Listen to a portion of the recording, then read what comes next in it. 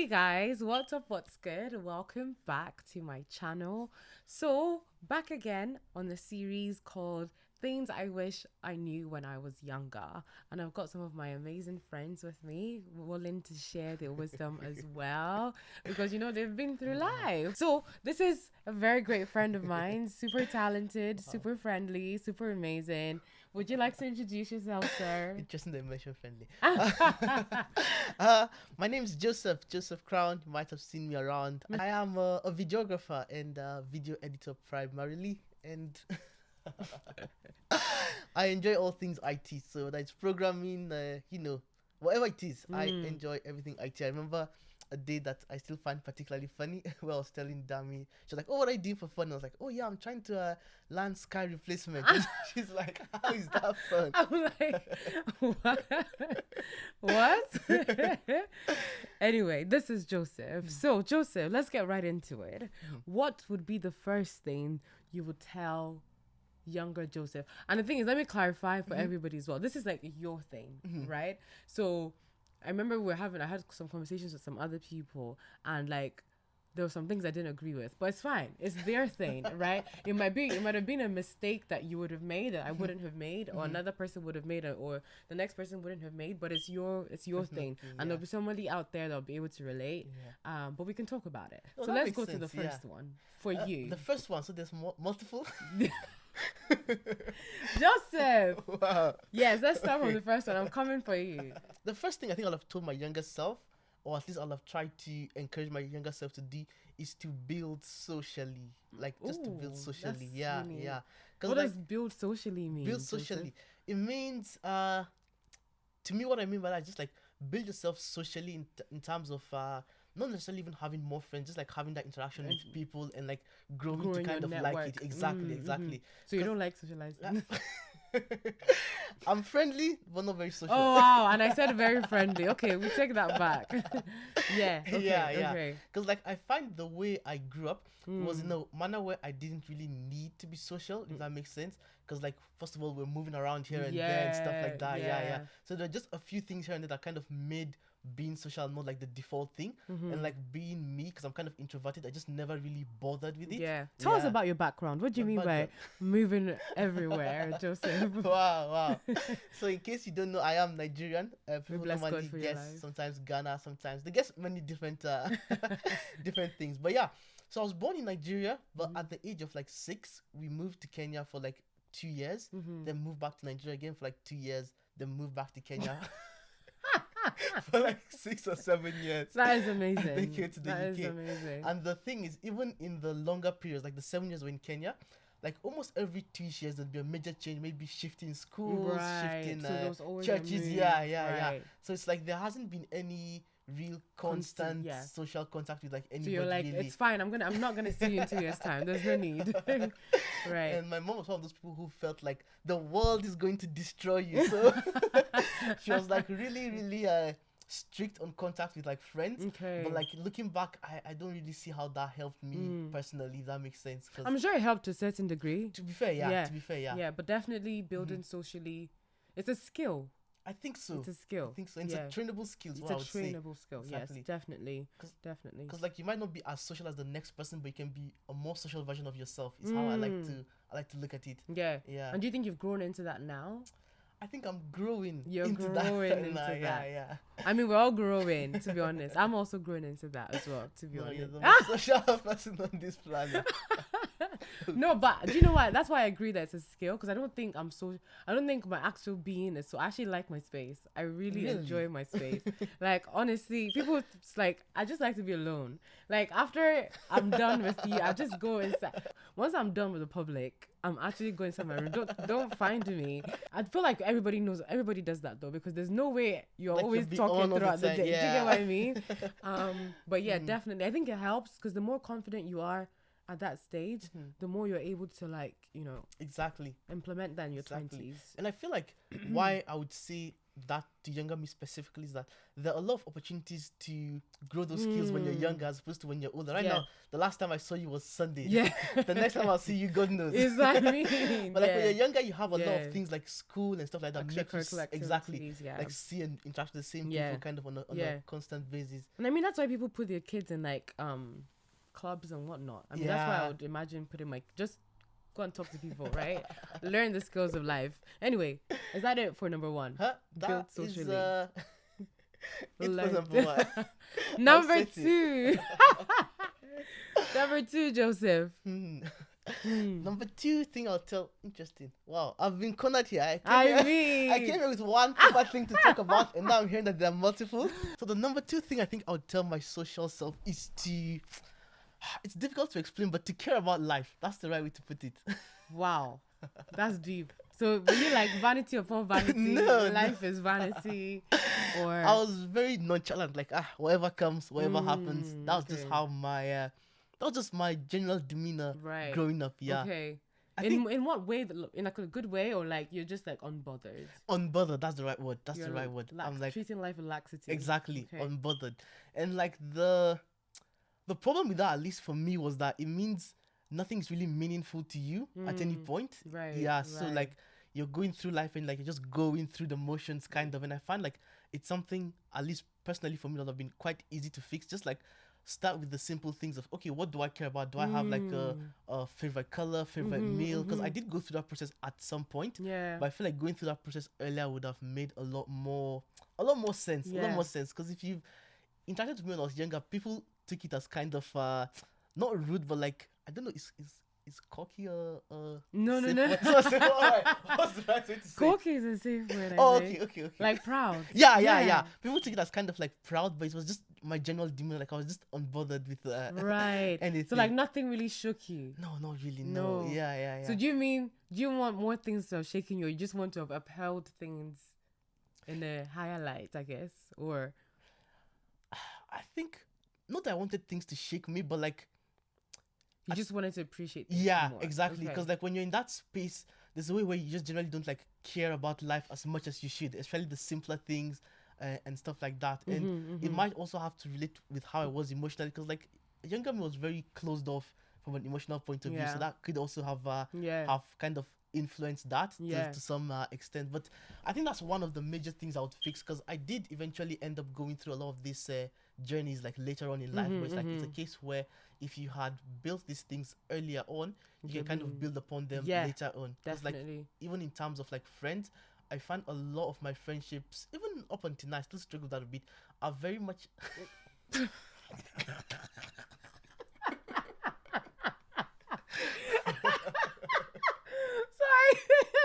Sorry, Karen, I'm so sorry. Sorry. Wow. Don't be scared. Yeah. I was gonna say a lot of my friendships tend to be very much surface level. If that makes sense. Don't be scared, Joseph. Because I don't know. Yeah. But tend to be very much surface level, because I don't like talking about myself very much. Yeah, that's very true. That's not very true. I can testify. Especially the different things. And I had an experience sometime last year, maybe late last year, that kind of made me think, oh, okay, maybe it's time to start. Like it's not that bad. Yeah. Because like there was a friend who was considered quite close, at least quite a good friend. And like I realized, oh, this person knows next to nothing about me. I'm like, and how can I be calling this person like a good close friend? So I think like part of that, just generally caring about the little things in life would have really, really helped for me to build emotionally. Yeah. So would you say you're closed off to me? Let's have a therapy session you were right now. Me the other day, so.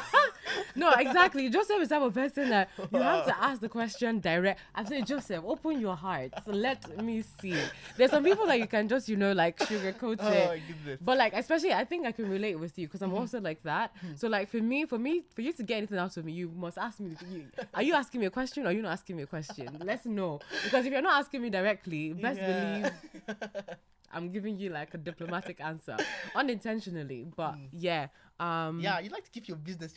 I do like to keep my business, but it's not always the greatest thing, but we try. What I was going to say though, in addition to that, I feel like this is more on a deeper level, but I think like purpose also has like a key part to play in that. If we look at it on like the end of the spectrum, so we like you said, you start from like your favorite things like food, right? Yeah. But for me, I found that because I was also there. Let me tell you. But I think like the part that changed for me as well is when you realize, like you said, the things that you like, and you realize that those things that you like are not just for like they're just not for random reasons, right? That the Lord has placed that likeness in you to be able to like get better at it for his glory kind of thing, so that you can like perform in that area kind of thing. So when I realized that, you know, like God had an ultimate purpose for me aside from just me just gallivanting through life, I was like, okay, maybe I should take certain things a bit more like seriously. But when the vision is bigger than you and you know that, it's easier to act accordingly. No, I get you. I Yeah, guess, yeah. but Makes sense.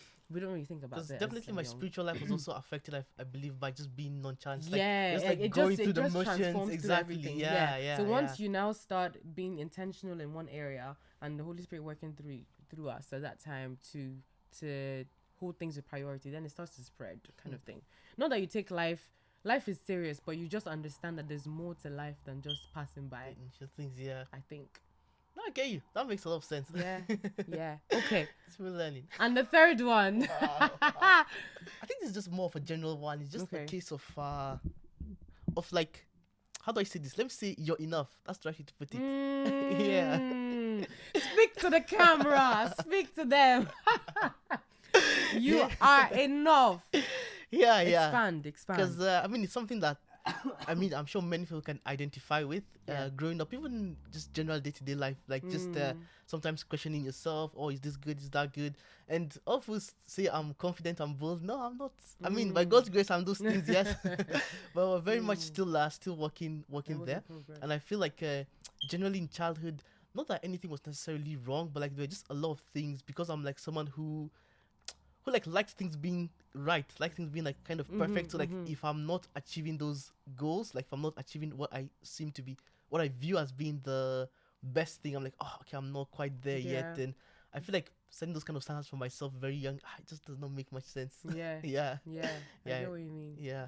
But I feel like a lot of young people actually need to hear. Everybody actually needs to hear that you're enough.